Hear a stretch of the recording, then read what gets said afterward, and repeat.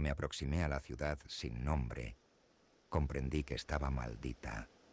Recorría un valle terrible y reseco a la luz de la luna, y la vislumbré a lo lejos, resaltando de forma increíble sobre la arena, tal como los miembros de un cadáver podrían sobresalir de una tumba poco profunda.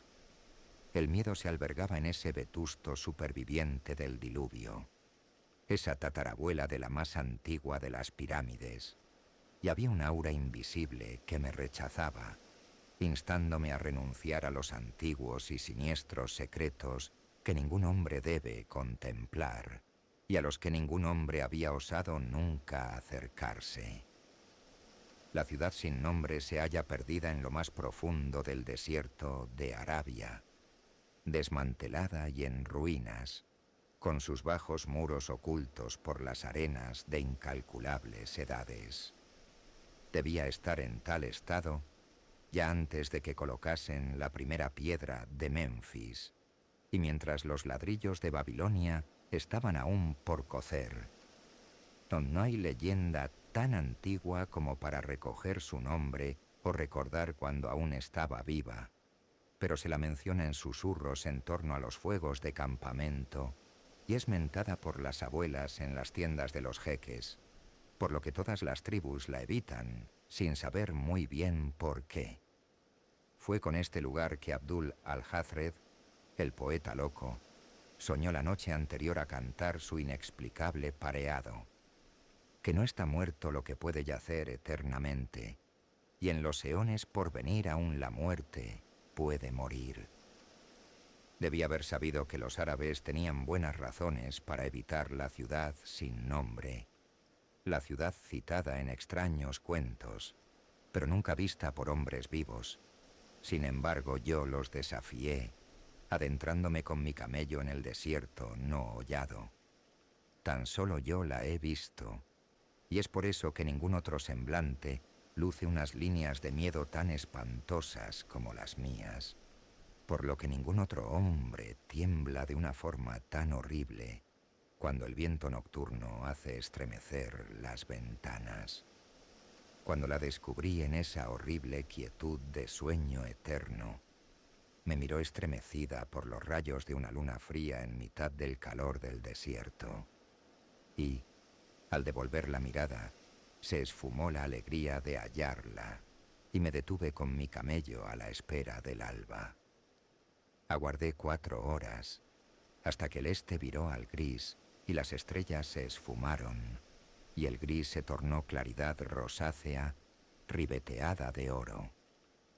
Escuché un lamento, y vi una tormenta de arena que se arremolinaba entre las antiguas piedras, aunque el cielo estaba claro y los vastos horizontes del desierto calmos.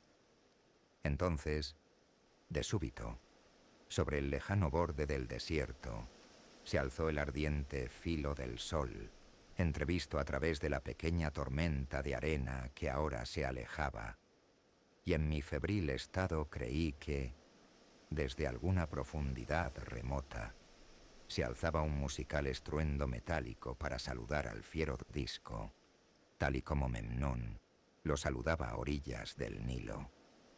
Mis oídos zumbaban, y mi imaginación se desbocaba según guiaba lentamente a mi camello por las arenas hacia aquel anónimo lugar de piedra. Ese lugar demasiado viejo para que Egipto y Meroe pudieran recordarlo. El lugar que solo yo, entre toda la humanidad, he contemplado.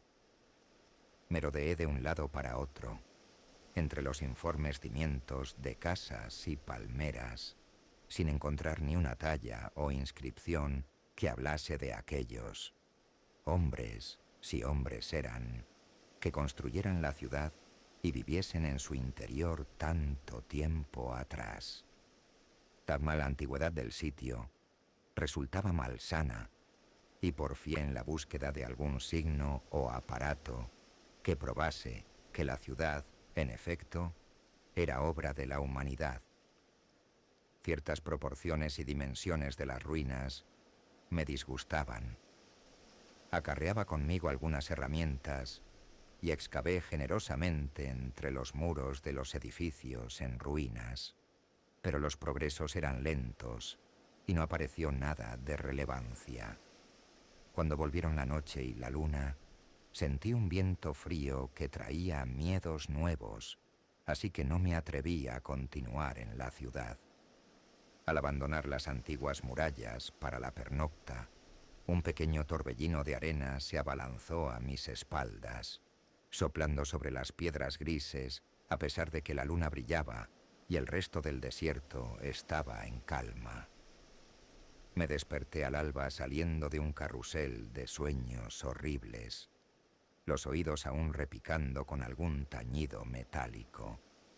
Vi al sol asomar rojizo entre los últimos soplos de la pequeña tormenta de arena que flotaba sobre la ciudad sin nombre, acentuando la quietud del resto del paisaje. De nuevo me aventuré entre aquellas meditabundas ruinas que se insinuaban bajo las arenas como un ogro bajo un cobertor, y de nuevo estuve excavando en vano en busca de restos de la raza olvidada. Descansé a mediodía, y por la tarde empleé mucho tiempo marcando las murallas y las calles pretéritas, así como los contornos de edificios casi desaparecidos. Comprobé que había sido una ciudad poderosa y me pregunté por el origen de su grandeza.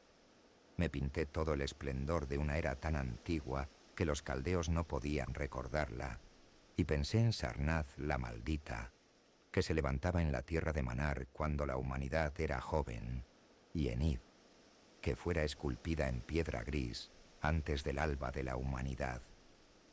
Una vez llegué a un lugar donde el lecho de roca asomaba desnudo a través de la arena, formando un pequeño risco, y aquí vi con alegría lo que parecía prometer nuevas pistas sobre el pueblo antediluviano. Burdamente cinceladas en la cara del risco, se hallaban inconfundibles fachadas de varias moradas, o templos pequeños y rechonchos, en cuyo interior podían conservarse multitud de secretos procedentes de eras demasiado remotas para ser calculadas. Aunque las tormentas de arena hubieran borrado mucho tiempo atrás cualquier talla que pudiera haber existido en el exterior. Todas las oscuras aberturas que encontré cercanas eran muy bajas y se hallaban ocluidas por la arena. Pero yo franqueé una con mi pala y me arrastré hasta el interior, llevando una antorcha para alumbrar cualesquiera secreto que albergase en su seno. Una vez dentro, comprobé que sin duda la caverna se trataba de un templo, y contemplé señales evidentes de la raza que viviera y adorara allí antes de que el desierto fuera tal. No faltaban primitivos altares, columnas y nichos, todos curiosamente bajos. Aunque no distinguí esculturas ni frescos, había piedras muy singulares conformadas claramente, por medios artificiales, para convertirse en símbolos. La poca altura de la estancia cincelada resultaba de lo más extraña, ya que yo no podía pasar sino de rodillas, y sin embargo el lugar era tan amplio que mi antorcha no podía revelar de una vez, sino partes. Tremecí de forma extraña ante alguna de las esquinas más alejadas, ya que ciertos altares y piedras sugerían olvidados ritos de naturaleza terrible, enervante e inexplicable, y me llevó a preguntarme sobre qué clase de hombres podían haber hecho y frecuentado tal templo. Cuando hube visto cuanto contenía el lugar, me arrastré afuera, ávido de descubrir lo que pudieran ofrecer templos restantes. La noche estaba ahora próxima, aunque las cosas palpables que viera hacían que la curiosidad sobrepasase al miedo, por lo que no huí de las largas sombras lunares que me desalentaron la primera vez que vi la ciudad sin nombre. A la luz del crepúsculo, despejé una nueva abertura y con otra antorcha me arrastré al interior, encontrando más piedras y símbolos imprecisos, aunque nada más definido de lo que había contenido el otro templo. La estancia era igualmente baja, pero menos amplia, finalizando en un pasadizo sumamente angosto, rematado con nichos oscuros y misteriosos. Indagaba en tales nichos cuando el ruido de viento, así como los de mi camello en el exterior, quebraron el silencio y me obligaron a retroceder para investigar qué pudiera haber asustado a la bestia. La luna resplandecía extraordinariamente sobre las primitivas ruinas, iluminando una espesa nube de arena aparentemente alzada en alas de un viento fuerte, aunque ya en disminución, que soplaba desde algún punto del risco de delante. Yo sabía que era este viento frío y arenoso el que había asustado al camello, y estaba a punto de conducirlo hasta algún lugar más abrigado, cuando acerté a mirar y vi que no había viento en la parte alta del risco. Eso me produjo asombro y me hizo sentir de nuevo el miedo, pero inmediatamente recordé los bruscos vientos localizados que viera y oyera al alba y al ocaso, y decidí que se trataba de algo normal. Supuse que procedía de alguna fisura en la roca, conducente a una cueva, y observé las alborotadas arenas para descubrir su origen. Pronto comprobé que procedía de la negra abertura de un templo, muy al sur de donde yo me hallaba, casi fuera de la vista. Luchando contra la asfixiante nube de arena, me encaminé laboriosamente hacia ese templo que, según me acercaba, parecía bastante mayor que el resto y mostraba una abertura menos bloqueada por la arena apelmazada. Podría haber accedido de no mediar la terrorífica fuerza del viento helado, que casi llegó a apagar mi antorcha. Surgía rabioso del oscuro portal, suspirando de forma inquietante mientras agitaba la arena, dispersándola por las extrañas ruinas. Pronto amainó, y la arena fue aquietándose, hasta que al final estuvo calma.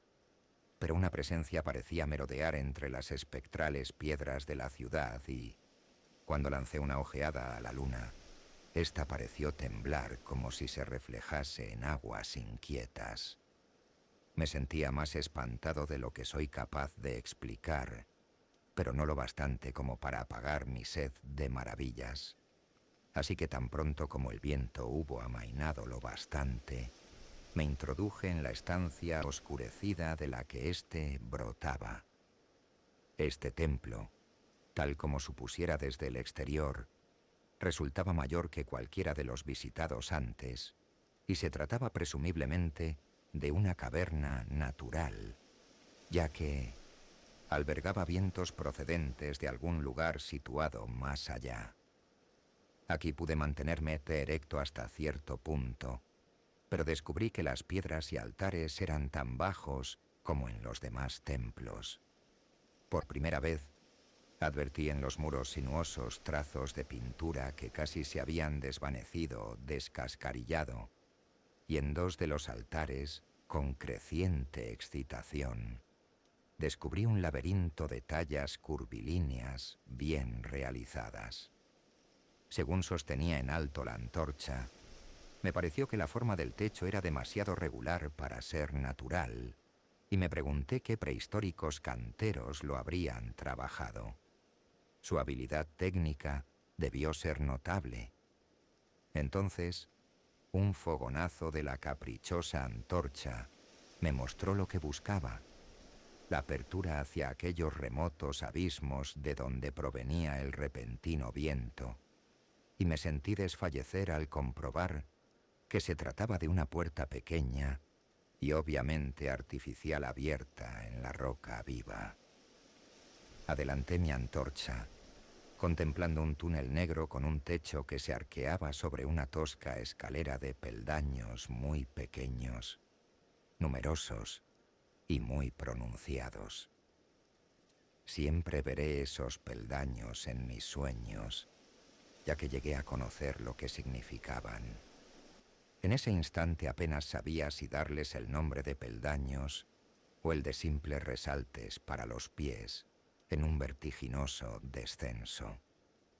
Mi cabeza bullía de locas ideas, y las palabras y advertencias de los profetas árabes parecían flotar cruzando el desierto, desde las tierras conocidas por los hombres, hasta llegar a esa ciudad sin nombre que la humanidad no se atreve a conocer. Aunque tan solo dudé un instante antes de precipitarme a través del portal y comenzar a descender con cautela por el empinado pasaje, los pies por delante, como en una escala de mano. Tan solo en las terribles fantasías de las drogas o el delirio puede ningún otro hombre haber realizado un descenso similar.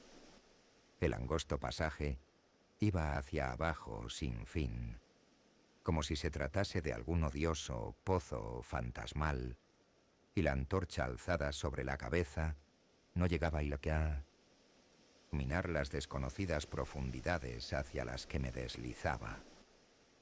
Perdí la cuenta del tiempo y olvidé consultar el reloj, aun cuando me sentía espantado al pensar en la distancia que debía haber recorrido. Había giros en la dirección y la pendiente, y una vez alcancé un pasadizo largo, bajo, nivelado, por el que hube de arrastrarme con los pies delante a lo largo del suelo rocoso, manteniendo la antorcha todo lo apartada de la cabeza que me daban los brazos. El sitio no era lo bastante alto como para ponerse de rodillas.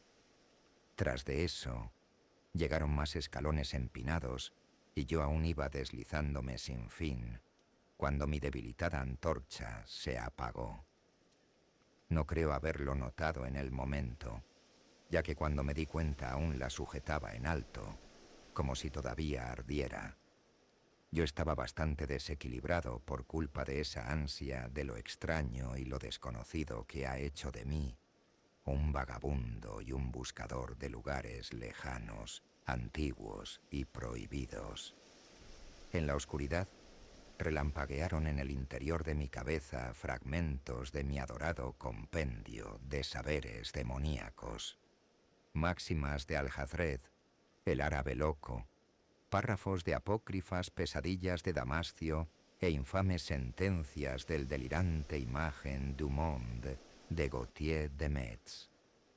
Repetía extraños, extractos y musitaba sobre Afrasiab y los demonios que flotan en su compañía Oxus abajo, canturreando por último una y otra vez una frase de uno de los cuentos de Lord Dunsany: la quieta negrura del abismo.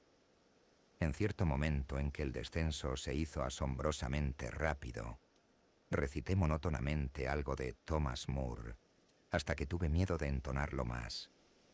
Una alberca de oscuridad, negra como caldero de brujas, colmado con drogas de luna en eclipse destiladas. Agachándome a ver si se podía pasar. Por ese abismo, vi, abajo, hasta donde alcanzaba la vista, los costados del malecón tersos como el cristal luciendo como recién untados con esa pez oscura que el mar de la muerte arroja a sus costas fangosas. El tiempo casi había cesado en su curso cuando mi pie sintió de nuevo suelo nivelado y yo me descubrí en un lugar ligeramente más alto que las estancias de los dos templos más pequeños, ahora a una distancia incalculable por encima de mi cabeza. No pude incorporarme, pero sí ponerme de rodillas, y me deslicé y me arrastré de acá para allá sin rumbo en la oscuridad. Pronto comprendí que me encontraba en un estrecho pasadizo en cuyos muros se alineaban recipientes de madera con el frente de cristal. Que en este sitio abismal y paleozoico pudiera palpar cosas tales como madera pulida y cristal me hizo estremecer por las posibles implicaciones. Las cajas estaban en apariencia ordenadas a lo largo de los lados del pasadizo, a intervalos regulares, y eran oblongas, colocadas horizontalmente, espantosamente similares por su forma y tamaño a ataúdes. Cuando traté de mover 2 o 3 para su posterior examen, descubrí que se hallaban firmemente aseguradas. Descubrí que el pasadizo era de gran longitud y me arrastré adelante con rapidez, reptando de una forma que hubiera resultado horrible para un hipotético observador situado en la negrura. Ocasionalmente cruzaba de lado a lado para tantear las proximidades y cerciorarme de que los muros y las hileras de cajas aún seguían ahí. El hombre se halla tan habituado a pensar en forma visual que yo casi olvidaba la oscuridad y me representaba el interminable corredor de madera y cristal, con su angosta monotonía, como si pudiera verlo. Y luego, en un momento de indescriptible emoción, así fue. No podría indicar el momento exacto en que mi fantasía dejó paso a una visión real, pero delante surgió gradualmente un resplandor, y al cabo comprendí que me hallaba ante los tenues perfiles del corredor y las cajas, revelados por alguna desconocida fosforescencia subterránea. Por un breve instante, todo fue tal y como lo había imaginado, aunque el resplandor resultaba sumamente débil. Pero mientras me afanaba mecánicamente en dirección a la luz, descubrí que mi fantasía había sido escasa. Esta sala no contenía toscos restos como los templos de la ciudad superior, sino un tesoro de arte mucho más magnificente y exótico. Diseños e imágenes ricas, vívidas y osadamente fantásticas formaban una especie de mural continuo, cuyas líneas y colores se situaban más allá de cualquier descripción. Las cajas eran de una extraña madera dorada, con exquisitos frontales de cristal y albergando los cuerpos momificados de criaturas que sobrepasaban en extravagancia los más caóticos sueños del hombre. Resulta imposible hacerse una idea de tales monstruosidades. Eran reptilescas, con siluetas que sugerían a veces un cocodrilo, a veces una foca, pero más a menudo nada de lo que naturalistas o paleontólogos puedan haber conocido jamás. Su tamaño equivalía aproximadamente al de un hombre pequeño, y sus miembros superiores lucían pies delicados y evidentemente flexibles, curiosamente parecidos a manos y pies humanos. Pero lo más extraño de todo eran sus cabezas, que mostraban formas que desafiaban todos los principios biológicos conocidos. No podría comparar esas cosas con nada. De pasado podría establecer relación con seres tan dispares como el gato, el bulldog, el fabuloso sátiro y el ser humano. Ni siquiera el mismo Júpiter lució frente tan colosal, aunque los cuernos, la ausencia de nariz y esas fauces de alligator colocaba a aquellos seres al margen de cualquier categoría establecida. Dudé por un momento de la realidad de las momias, recelando a medias que se tratase de ídolos artificiales, pero pronto decidí que se trataba efectivamente de alguna especie paleógena que existía cuando la ciudad sin nombre aún estaba viva. Para culminar lo grotesco, la mayoría vestía esplendorosamente con los tejidos más costosos y se adornaba con ornamentos de oro, joyas y refulgentes metales desconocidos. La importancia de esas criaturas reptantes debió ser inmensa, ya que ocupaban lugar preferente entre los extraordinarios dibujos en los frescos de muros y techo.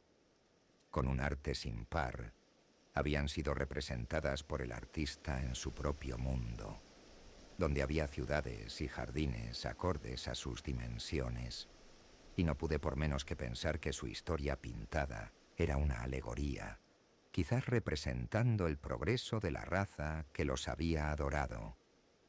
Tales criaturas, pensaba, eran para las gentes de la ciudad sin nombre lo que la loba fue para Roma, o algunas bestias totémicas para ciertas tribus de indios.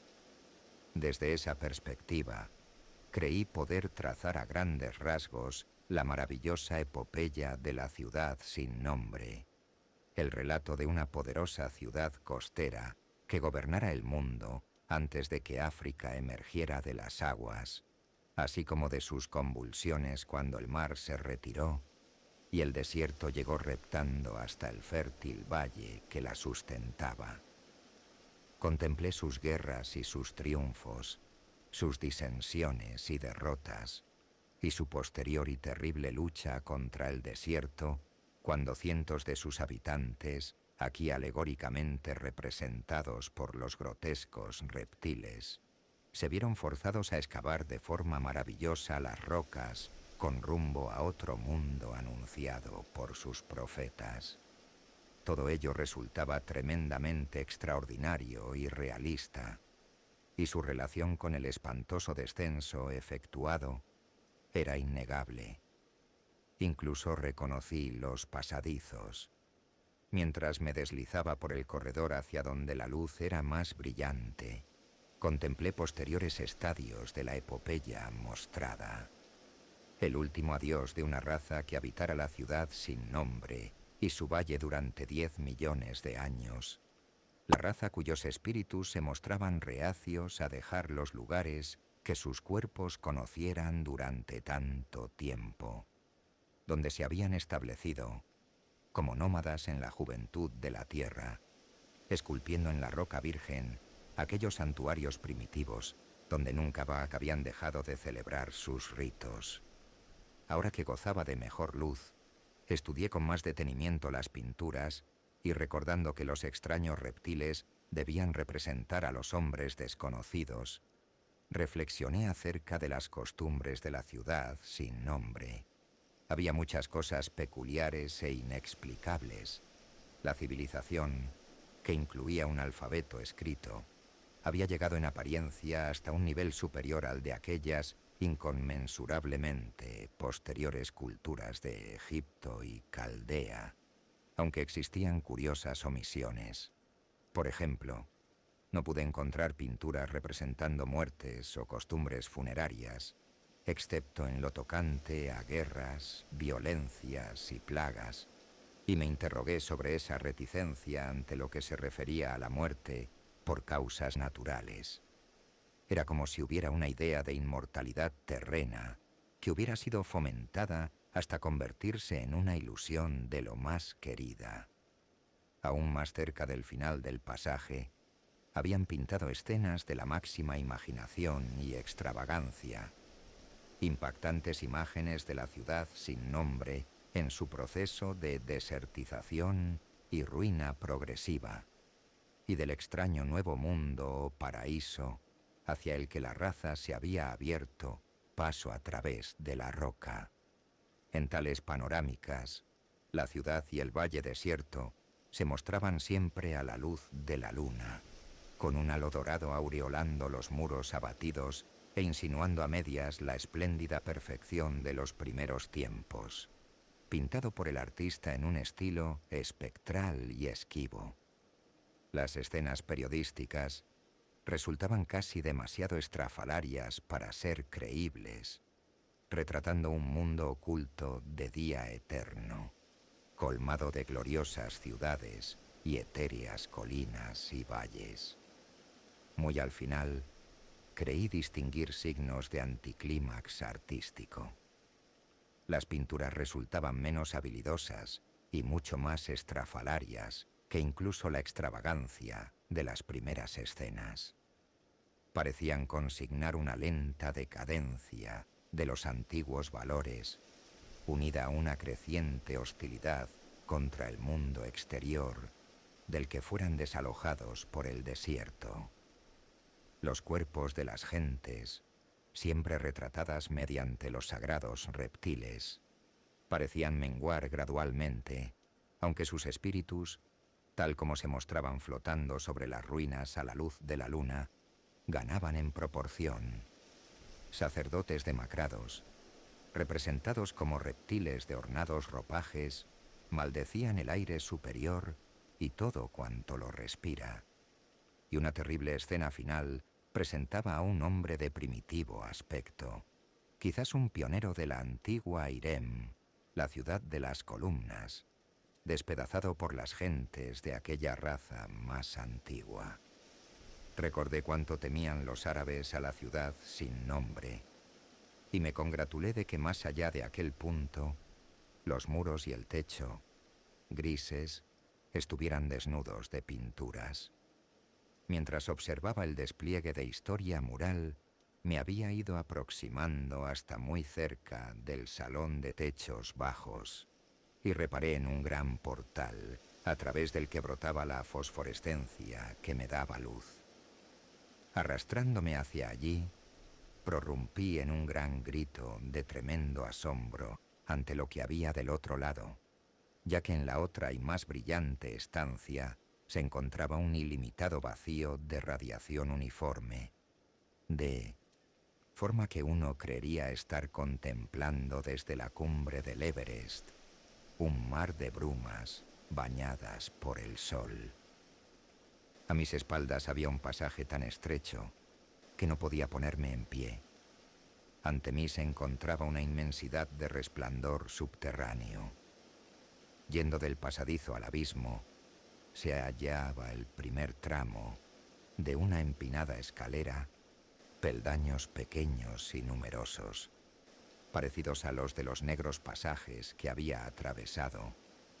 Pero al cabo de pocos metros, los vapores resplandecientes lo ocultaban todo. Recostada contra el muro izquierdo del pasadizo, se encontraba una pesada puerta de bronce, increíblemente gruesa y decorada con fantásticos bajorrelieves, que, de hallarse cerrada, separaría completamente el mundo interior de luz del de las criptas y los pasadizos de piedra. Observé los peldaños y al principio no me atrevía a aventurarme en ellos. Toqué la puerta abierta de bronce y no pude moverla. Entonces me tumbé boca abajo sobre el suelo de piedra, con la mente inflamada por prodigiosas reflexiones que ni siquiera el cansancio mortal podían apartar. Mientras yacía con los ojos cerrados, libre para pensar, multitud de cosas que notara de pasada en los frescos volvieron a mi memoria con significados nuevos y terribles. Escenas que representaban la ciudad sin nombre en su apogeo, la vegetación del valle circundándola y las distantes tierras con las que comerciaban sus mercaderes. La alegoría de las criaturas reptantes me turbó por su gran preeminencia y me asombré de que se mantuviera tan a rajatabla en una historia pictórica de importancia tal. En los frescos, la ciudad sin nombre era representada de acuerdo con las proporciones de los reptiles. Me pregunté cuáles serían sus proporciones reales y cuál la magnificencia alcanzada, y reflexioné un instante acerca de algunas incongruencias advertidas entre las ruinas. Curioso, pensé en las bajas dimensiones de los templos primigenios y los corredores subterráneos, que sin duda habían sido excavados en honor de las deidades reptilianas allí adoradas, aunque tal obligaría por fuerza a reptar a los fieles. Quizás los mismos ritos habían llevado aparejado el reptar en imitación de las criaturas. Ninguna teoría religiosa, empero, podía fácilmente explicar por qué el nivel del pasadizo en ese espantoso descenso había de resultar tan bajo como el de los templos, o menor, ya que en aquel uno no podía ponerse de rodillas. Mientras pensaba en las criaturas reptantes, aquellas formas momificadas que tan cerca estaban, sentí un nuevo espasmo de temor. Las asociaciones mentales son muy curiosas, y yo me encogí ante la idea de que, a excepción del pobre hombre primitivo despedazado en la última representación, la mía era la única forma humana entre aquella multitud de restos y símbolos de vida primordial. Pero como siempre ha sido a lo largo de mi extraña y errabunda existencia, la maravilla pronto arrojó de mí el miedo, ya que el abismo luminoso y cuanto pudiera contener representaba un desafío digno del mayor de los exploradores. No me cabía duda de que un extraordinario mundo de misterio se encontraba al final de aquel tramo de peldaños extrañamente diminutos, y sentí el ansia de encontrar allí aquellos registros humanos que el corredor decorado no me diera. Los frescos me habían mostrado ciudades increíbles, colinas y valles en este territorio inferior, y mi fantasía se solazaba en las ricas y colosales ruinas que me estaban aguardando. Mis temores, por supuesto, giraban en torno al pasado más que al futuro. Ni siquiera el horror físico de mi situación en ese minúsculo corredor de reptiles muertos y frescos antediluvianos, a kilómetros por debajo del mundo conocido y frente a otro mundo de sobrenaturales brumas y luces, podía competir con el miedo cerval que sentía ante la abismal antigüedad de las escenas y su esencia vital. Una antigüedad tan inmensa que hacía ridícula cualquier medida, parecía acecharme desde las piedras primigenias y los templos cincelados de la ciudad sin nombre, mientras los postreros y sumamente impactantes mapas de los frescos mostraban océanos y continentes olvidados por el hombre, con solo algún contorno vagamente familiar aquí y allá de lo que pudiera haber en las eras geológicas transcurridas, desde el cese de las pinturas hasta que la raza acuciada por la muerte sucumbiera resentida ante su decadencia. Nadie sabría decirlo.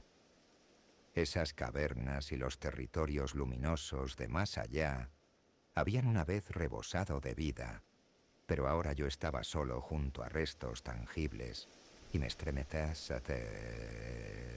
estremecía al pensar en las incontables edades durante las que esos restos habían aguardado en una espera silenciosa y solitaria. Repentinamente sufrí otro golpe de ese miedo atroz que me asaltaba intermitentemente desde que viera por primera vez el terrible valle y la ciudad sin nombre bajo la fría luna. Y a pesar de mi cansancio me descubrí levantándome frenético hasta una postura sentada y mirando hacia atrás por el corredor negro, hacia los túneles que ascendían al mundo exterior. Mis sensaciones eran muy parecidas a las que me llevaran a evitar la ciudad sin nombre durante la noche, y resultaban tan inexplicables como acuciantes. En otro instante, sin embargo, sufrí una impresión aún más grande, esta vez en forma de un sonido audible, el primero en romper el silencio total de aquellas profundidades parecidas a tumbas. Se trataba de un lamento bajo y profundo, como el de un coro lejano de espíritus condenados, y procedían de la dirección hacia la que yo estaba mirando. Crecía con rapidez, hasta que pronto estuvo reverberando espantosamente a través de los pasadizos bajos, y entonces me percaté de una creciente corriente de aire frío, similar a la que corría por los túneles en la ciudad superior. El toque de ese aire pareció restaurar mi equilibrio, ya que al instante recordé las ráfagas repentinas que se alzaran en torno a la abertura del abismo al alba y al ocaso, lo que de hecho me había servido para descubrir los túneles ocultos. Lancé una ojeada al reloj y vi que el alba estaba próxima, por lo que me agarré para resistir la ventolera que soplaría de vuelta a su cueva de origen, de la misma forma que había salido al atardecer.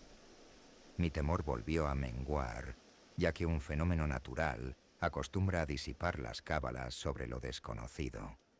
Más y más enloquecido se agolpaba en ese abismo del interior de la tierra aquel viento nocturno gritón y quejumbroso. Volví a tumbarme y me aferré en vano al suelo. temiendo ser arrastrado al abismo fosforescente a través de la puerta abierta. No había supuesto tal furia, y mientras me iba percatando de cierto deslizar de mi cuerpo hacia la cima, me vi asaltado por un centenar de nuevos terrores, fruto de las aprensiones y la imaginación. La malignidad del aire despertaba increíbles fantasías. De nuevo me comparé de golpe con la otra y única imagen humana de aquel espantoso corredor, el hombre despedazado por la raza sin nombre, ya que los demoníacos zarpazos de la turbulenta corriente parecían albergar una rabia vengadora aún mayor por cuanto resultaba impotente. Creo que grité frenético cerca del final. Estaba casi loco, pero si así lo hice, mis gritos se perdieron en la infernal babel de los aulladores fantasmas del viento. Intenté arrastrarme contra el mortífero torrente invisible, pero no logré asirme a ningún lado y me vi empujado lenta e inexorablemente hacia el mundo desconocido. Finalmente debí perder por completo la razón, ya que acabé por balbucear una y otra vez el inexplicable pareado del árabe loco Al-Hazred, que soñó con la ciudad sin nombre, que no está muerto lo que puede yacer eternamente, y en los eones por venir aún la muerte puede morir. Solo los sombríos y meditabundos dioses del desierto saben qué ocurrió en realidad, qué indescriptibles luchas y combates sostuve en la oscuridad, o si Abadón me guió de vuelta a la vida, donde siempre habré de recordar y estremecerme, hasta que el olvido, o algo peor, me alcance cuando sopla el viento nocturno. Aquello era monstruoso, antinatural, colosal, demasiado alejado de cualquier concepción que el hombre pueda albergar, excepto en esas condenadamente silenciosas horas de madrugada cuando uno no puede dormir. He dicho que la furia del soplo racheado era infernal, cacodemoníaca, y que sus voces resultaban espantosas por la reprimida malignidad de desoladas eternidades. Ahora esas voces, aunque aún me resultaban caóticas, parecían, para mi trastornado cerebro, articular allí detrás y allá abajo, en la fosa de antigüedades muertas durante innumerables eones, a leguas por debajo del mundo de los hombres, iluminado por el alba, escuché el espantoso maldecir y gruñir de demonios de extrañas lenguas. Volviéndome, vi perfilarse contra el luminoso éter del abismo lo que no podía distinguirse contra el polvo del corredor. Una horda de pesadilla de veloces demonios, distorsionados por el odio, grotescamente ataviados, semitransparentes, demonios de una raza inconfundiblemente inhumana. Los reptantes reptiles de la ciudad sin nombre. Y mientras el viento aminoraba, me vi sumido en las oscuridades pobladas por demonios de las entrañas de la tierra, ya que, tras la última de las criaturas, la gran puerta broncínea retumbó cerrándose con un ensordecedor estruendo de metales, cuyas reverberaciones ascendieron vibrando hasta el mundo distante, para saludar al sol naciente, tal y como hace Memnón desde las riberas del Nilo.